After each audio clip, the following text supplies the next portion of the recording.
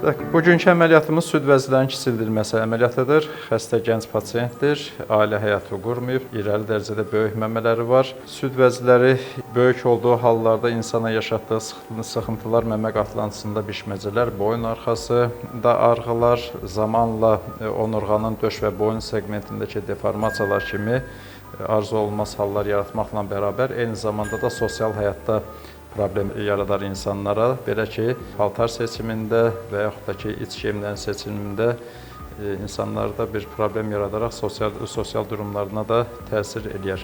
Eyni zamanda irəli dərəcədə süd vəzləri büskalterin, yəni iç geyiminin çiyində keçdiyi xətlərdə kəsiklər və yaralar əmələ gətirməklə də həyatı irəli dərəcədə təsir edən bir pozğunluqlar yaranmasına səbəb olur. Əməliyyat ümumi anesteziya altında aparılır, təxminən 4 saatlıq bir əməliyyatdır. Məqsədimiz süd vəzlərinin kiçildilməsi ilə bərabər eyni zamanda dik, yuvarlaq bir süd vəzlərinin yaradılmasıdır.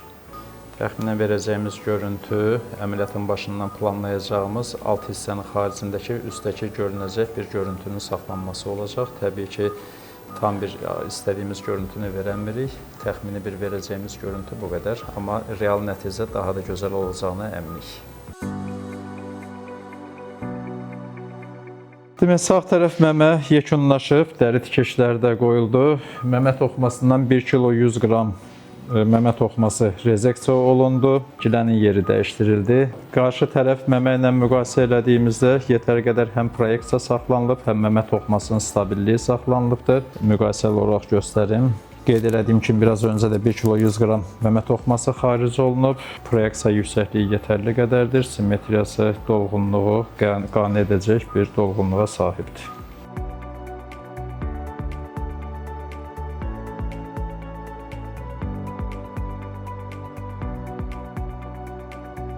Əməliyyatımız yekunlaşdı.